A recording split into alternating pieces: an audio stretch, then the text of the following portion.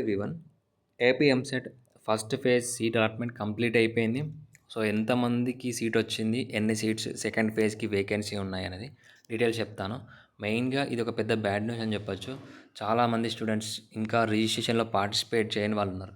So almost 57,000 students ఇంకా first ఫేజ్లో participate చేయలేదు. సో సెకండ్ ఫేజ్కి వెయిట్ చేస్తున్నారు. అలాగే ఫస్ట్ ఫేజ్లో సీట్ వచ్చిన వాళ్ళు కూడా చాలామంది సెకండ్ ఫేజ్కి వెళ్దామని చూస్తున్నారు. సో ఇక్కడ చూడండి, ఆల్మోస్ట్ 86% సీట్స్, అంటే 1,36,000 సీట్స్ ఉంటే 36,000 సీట్స్ ఉంటే ఆల్మోస్ట్ 1,17,000 సీట్స్ అనేది ఫిలప్ అయిపోయాయి.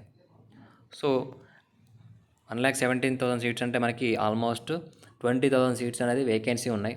సో ఆ 20,000 సీట్స్లో ఎంతమంది స్టూడెంట్స్ సెకండ్ ఫేజ్కి వెళ్తారు అనే దాన్ని బేస్ చేసుకొని ఇంకా ఒక 5,000 10,000 సీట్స్ అనేది ఎంకరేజ్ అవ్వచ్చు.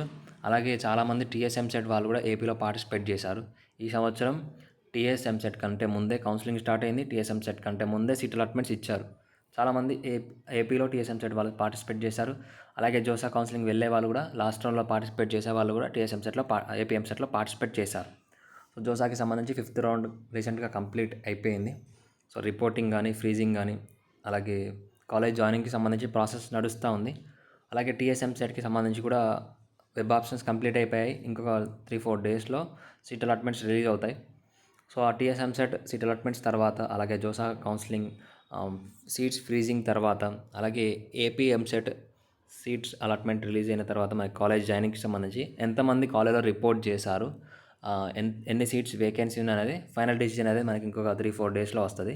అంటే 22nd తర్వాత ఎంతమంది కాలేజ్లో రిపోర్ట్ చేశారు, ఎంతమంది రిపోర్ట్ చేయలేదు అనే దాని గురించి ఇన్ఫర్మేషన్ వస్తుంది. అది వచ్చిన తర్వాత ఫైనల్ సీట్స్ సెకండ్ ఫేజ్కి ఎన్ని ఉండబోతున్నాయి అనేది ఒక క్లారిటీ అయితే వస్తుంది. ఇప్పటివరకు ఉన్న ఇన్ఫర్మేషన్ ప్రకారం అయితే ఎవరికైతే ఫస్ట్ రౌండ్లో సీట్ వచ్చిందో కంపల్సరీగా మీ కాలేజ్లో రిపోర్ట్ చేయండి. మీకు ఫస్ట్ ఫేజ్ సీట్ అనేది కన్ఫర్మ్ చేసుకోండి. ఎందుకనంటే ఒకవేళ మీకు సెకండ్ రౌండ్లో సీట్ వచ్చే పాసిబిలిటీస్ లేకపోతే మీకు ఫస్ట్ రౌండ్లో ఉన్న సీట్ అనేది అలానే ఉండిపోతుంది. లేదు, మళ్ళీ మీరు ఫస్ట్ రౌండ్లో రిపోర్ట్ చేయకుండా సెకండ్ రౌండ్లోకి వెళ్తే ఒకవేళ సెకండ్ రౌండ్లో సీట్ వచ్చే ఛాన్సెస్ లేకపోయినా మీకు ఫస్ట్ రౌండ్లో సీట్ అనేది క్యాన్సిల్ అయిపోతుంది. కాబట్టి జాగ్రత్తగా ఫస్ట్ ఫేజ్ సీట్ అనేది కన్ఫర్మేషన్ చేసుకోండి.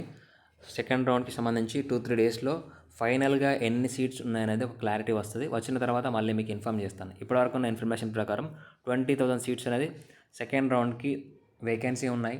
సో రిపోర్టింగ్ చేసేదాన్ని బట్టి, కాలేజ్లో జాయిన్ అయ్యేదాన్ని బట్టి సీట్స్ వేకెన్సీ పెరగచ్చు. ఆ ఎన్ని సీట్స్ పెరిగే అవకాశం ఉంది సెకండ్ రౌండ్కి అనేది డీటెయిల్స్ వచ్చిన తర్వాత మళ్ళీ ఇన్ఫర్మేషన్ ఇస్తాను. అప్పటివరకు ఛానల్ని సబ్స్క్రైబ్ చేసుకొని నోటిఫికేషన్ ఆన్లో పెట్టుకోండి. సో ఇది ఇప్పటివరకు ఉన్న లేటెస్ట్ ఇన్ఫర్మేషన్. Thank you.